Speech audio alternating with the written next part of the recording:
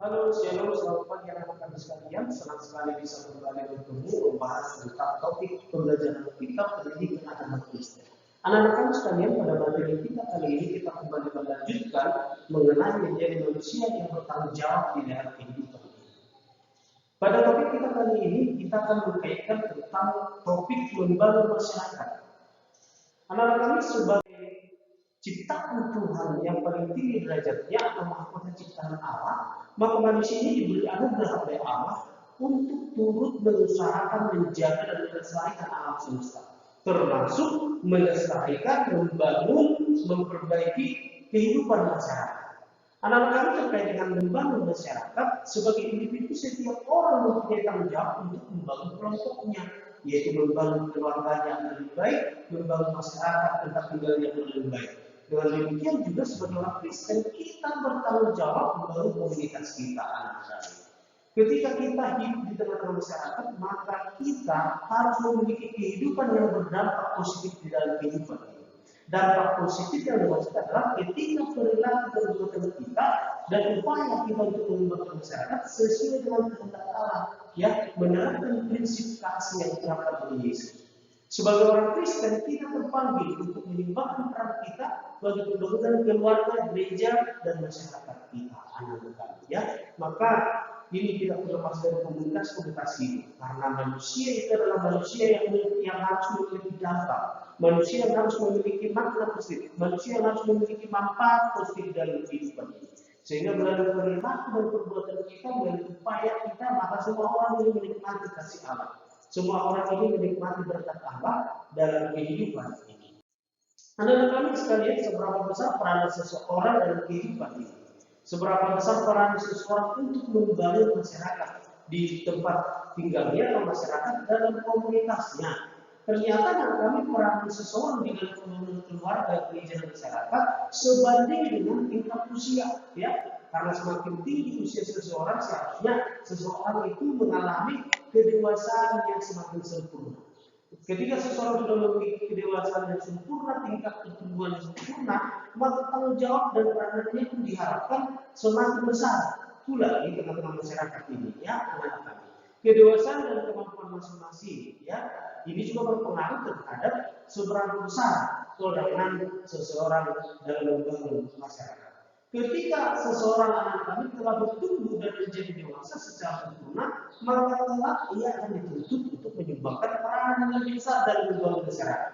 Karena ketika seseorang ini sudah sempurna kedewasaannya, dia akan mampu bertanggung jawab, mampu memikirkan apa yang baik, mampu mempertimbangkan segala sesuatu ini apakah memiliki dampak positif bagi kehidupan masyarakat, mampu mempertimbangkan apakah satu keputusan yang diambil sesuai dengan kehendak Allah, mampu mempertimbangkan apakah keputusan, kegiatan, perilaku yang dilakukan di tengah masyarakat ini mampu memuliakan nama Tuhan. Kan seperti itu, anak-anak kami. Hidup kita itu pernah seperti itu, ya, anak-anak kami.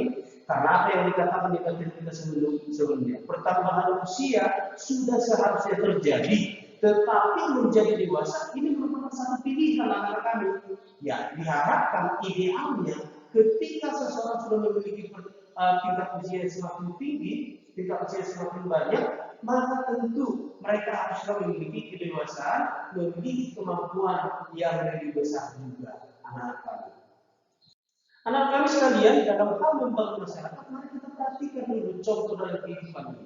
Ternyata seorang pemimpin besar, Presiden Amerika Serikat John F. Kennedy katakan, "Don't ask what your country can do for you, but what you can do for your country." Artinya, jangan bertanya apa yang dapat diberikan oleh negara kepadamu, tetapi tanyakanlah dirimu sendiri apa yang dapat kamu berikan kepada negaramu. Anak-anak kami, ungkapan ini adalah ungkapan yang sangat populer dalam kehidupan. Ketika kita hidup di tengah-tengah bangsa dan negara kita, khususnya di tengah-tengah bangsa dan negara Indonesia ini, maka kita pun memiliki tanggung jawab untuk membangun masyarakat Indonesia yang lebih baik, sehingga masyarakat Indonesia ini memiliki tingkat kesejahteraan yang lebih baik. Ketika kita mampu berdampak positif, masyarakat sudah sejahtera, ini kan nanti akan memuliakan Tuhan, ya, dalam kehidupan ini.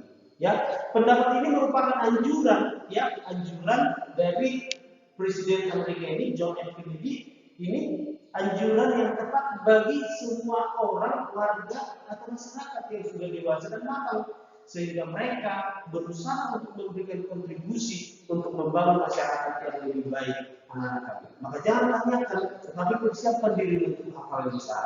Jika kamu ingin menjadi orang yang besar, maka berpikirlah menjadi besar. Persiapkan dirimu untuk menjadi orang yang besar. Saya yakin anak-anak kami bahwa hidupmu bukanlah hidup yang secara kebetulan, tetapi Tuhan sesungguhnya punya rencana bahwa engkau akan dipakai Tuhan sebagai saluran berkat Allah, saluran penyampaian berkat Allah ke teman-teman masyarakat. Bahkan bangsa dan negara Indonesia ini menunggu kehadiranmu kapan engkau sudah siap untuk membangun bangsa dan negara kita ini.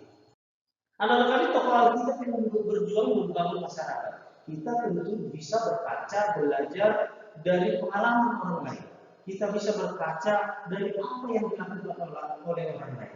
Kita bisa meneladani perilaku orang lain yang positif, perilaku orang lain yang mencerminkan kasih Allah dalam kehidupan. Perilaku orang lain yang mewujudkan damai sejahtera Allah di tengah-tengah masyarakat.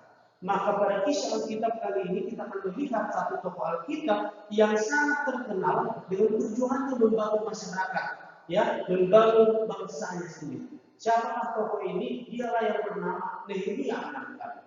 Nehemia ini mari kita perhatikan sebagai backgroundnya, ya, dia ini adalah seorang bangsa Yehuda yang diangkat menjadi juru raja atas Sastra dan Persia. Anak-anak kami pekerjaan sebagai juru minum itu bukan pekerjaan yang mudah, tetapi justru ini adalah pekerjaan yang terhormat, ya. Dan biasanya orang-orang yang dipekerjakan di lingkungan istana, ya, ini adalah orang-orang yang dapat dipercaya, ya, dipercaya dari segi pelayanannya, dipercaya dari kesediaannya, dipercaya dari komitmennya, dipercaya dari mutu atau kualitas pekerjaan. Berarti dengan demikian memang Nehemia ini merupakan satu tokoh, merupakan satu orang yang memiliki SDM yang luar biasa, sehingga bahkan ketika bangsa Yehuda dibuang ke Persia, ya, Nehemia ini bisa diangkat karena dipandang memiliki kelebihan. Tentu anak-anak kami banyak orang yang sangat menginginkan agar dirinya diangkat menjadi juru minum raja, ya, untuk menduduki jabatan-jabatan di lingkungan raja. Namun suatu saat raja mengamati bahwa Nehemia tampak muram mukanya. Ini kan adalah satu situasi yang justru bertolak belakang, ya, anak-anak kami. Ketika seseorang memiliki posisi yang hebat, tetapi wajahnya justru muram. Inilah Nehemia. Kemudian raja pun penasaran, pastilah wajar, ya, anak kami. Raja bertanya, apa yang mengganggu pikiranmu? Nehemia pun menceritakan kegundahan hatinya kepada raja. Bagaimana kamu tidak muram kalau kota tempat kuburan nenek moyangmu telah menjadi reruntuhan dan pintu gerbangnya habis dimakan api.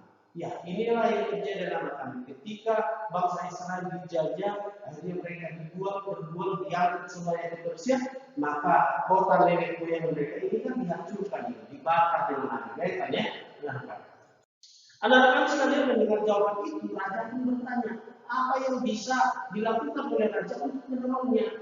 Tentu pertanyaan raja berikutnya ini merupakan satu wujud bahwa memang Nehemia ini memiliki hubungan yang sangat intim dengan raja. Bahwa memang Nehemia ini memiliki hubungan yang akrab dengan raja. Sehingga raja pun bersedia, ya, seorang yang memiliki posisi tinggi, tapi dia berusaha untuk mengulurkan bantuannya kepada Nehemia. Nehemia menjawab, jika raja menganggap baik dan berkenan kepada hambamu ini, utuslah aku ke Yehuda, ke kota perkuburan nenek moyangku, supaya aku membangun kembali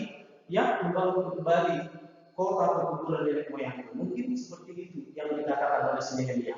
Dari kisah di atas anak kami dapat kita ambil makna bahwa Nehemia bersedia melepaskan jabatannya yang sangat terhormat itu.